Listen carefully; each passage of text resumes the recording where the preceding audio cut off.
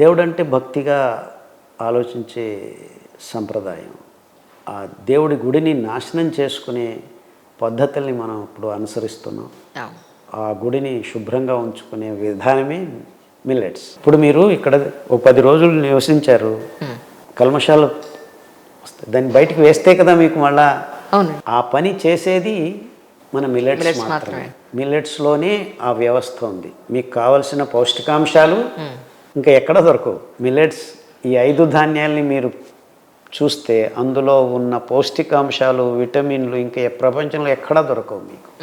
దానికి తోడు ప్రోటీన్లు ఉన్నాయి, దానికి తోడు దీనివల్ల వచ్చే ఆ అపభ్రంశాలైన కల్మషాల్ని తీసేసేదానికి కావాల్సిన వ్యవస్థను కూడాను దేవుడు ఇందులో అమర్చాడు. నిన్న డాక్టర్తో మాట్లాడుతుంటే సర్జికల్ గ్యాస్ట్రోఎంట్రాలజిస్ట్ ఒక ఆయన 30 ఏళ్లకే ఫ్యాటీ లివర్ వచ్చేస్తుంది అంజలి అని మాట్లాడారు. నిజానికి సార్ ఫ్యాటీ లివర్ని నిజంగా మళ్ళీ రివర్సిబుల్ చేసుకోగలుగుతామా only with millets? Yes, we have done thousands of people. అంటే అది రైస్ ద్వారా కాదు కదా వచ్చింది? రైస్ ద్వారానే వచ్చింది ఫ్యాటీ లివర్. మీకు ఎక్కువైన చక్కెర అంశం వల్ల కొవ్వు అంశాలు తయారయ్యి లివర్లో డిపాజిట్ అయ్యి ఫ్యాటీ లివర్ అవుతుంది. సో ఇప్పుడు రివర్స్ చేసుకోవాలంటే మీ ఉద్దేశ ప్రకారం అంతే, టోటల్గా రైస్ స్టాప్ చేసామంటే?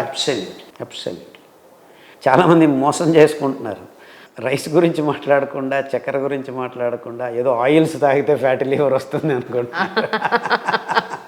ఆయిల్స్ మంచి ఎద్దుగానుగ నూనెలు అయితే ఏ ఫ్యాటీ లివర్ రాదమ్మా. ఫ్యాటీ లివర్ అంతా వచ్చేది ఆల్కహాల్ వల్ల, కెమికల్స్ వల్ల, చక్కెర వల్ల, ఇంకా కొంతమంది ఆఫ్ కోర్స్ ఈ మధ్య ఈ ఏమంటారు డ్రగ్స్, గుట్కా, అవి ఇవి అలాంటి. సో ఇలాంటి అలవాట్ల వల్ల ఫ్యాటీ లివర్ వస్తుంది. Of course chemicals are number 1 reason. మనం తింటున్న ఆహారంలో, తాగుతున్న నీళ్ళల్లో, వాడుతున్న నూనెల్లో కెమికల్స్ చాలా ఎక్కువైపోయాయి. Especially refined oils are almost no oils అని చెప్పాలి. కానీ ఎక్కడున్నాయి సార్ ఇప్పుడు గానుగులు? మా చిన్నప్పుడు ఉండేది చక్క ఒక మళ్ళీ మేము మొదలు పెట్టామమ్మా. మా కర్ణాటకలో మోర్ దాన్ 5,000 గానుగలు వచ్చాయి.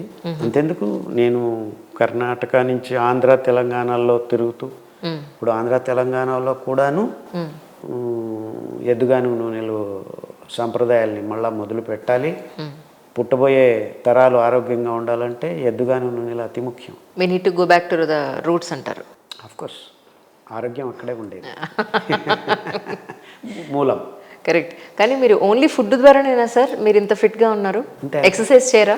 అంటే వాకింగ్ చేస్తానమ్మా. ఉదయం సూర్యోదయం సమయంలో నేను వాకింగ్ చేస్తాను. మా మైసూరులో ఉన్నప్పుడంతా అది క్రమబద్ధంగా చేస్తూ ఉంటాం.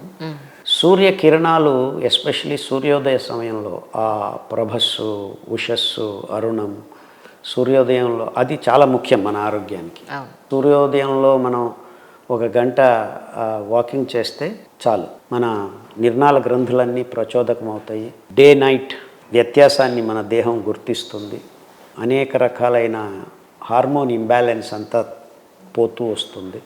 సో ఇప్పుడు ఆడవాళ్ళ మూతి మీద మీసాలు రావటం, మగవాళ్ళకు బట్టతలలు ఎక్కువ కావటం, ఇవంతా ఈ హార్మోన్ ఇంబ్యాలెన్స్ వల్ల వస్తుంది. ఈవెన్ అమ్మాయిలకు కూడా స్కాల్ప్ అంతా పలచబడిపోతుంది, చాలా 30-35కి పలచబడిపోతుంది. మీరు చెప్పేది అది కూడా రైస్ వల్లే అంటున్నారా? అది కూడా రైస్ వల్ల, ప్లస్ మీరందరూ సూర్యకిరణాలని మీ తగలకుండా కదలకుండా ఇలా ఏసీల్లో ఉండి, కారుల్లో తిరిగి, కొంచెం కూడా ఎండ తగలకుండా, ఎస్పెషల్లీ సూర్యోదయం, ఆ సూర్య నమస్కారాలు అనేది మన పూర్వీకులు చెప్పింది అతి ముఖ్యమమ్మ. Without sun there is no health on this planet. ఆ అద్భుతమైన సాంప్రదాయాన్ని మనం ప్రతి పుస్తకం మొదటి పేజీలో రాసుకోవాలి. అంటే ఏ సబ్జెక్ట్ అన్నా చదవండి మీరు. అవును సార్. సూర్య నమస్కారం చేసావా అంతే. అది అద్భుతమైన ప్రక్రియ. అది లేకుండా మీరు మిల్లెట్స్ ఎన్ని తిన్నా కానీ సూర్య నమస్కారం లేకుండా ఉంటే ఆరోగ్యం రాదు. సూర్య నమస్కారాలు మాత్రమే చేస్తూ ఉంటే కూడాను ఆరోగ్యం రాదు. సంపూర్ణ ఆరోగ్యానికి ఈ అద్భుతమైన విషయాలు మీరు అవగాహనలోకి తీసుకురావాలి.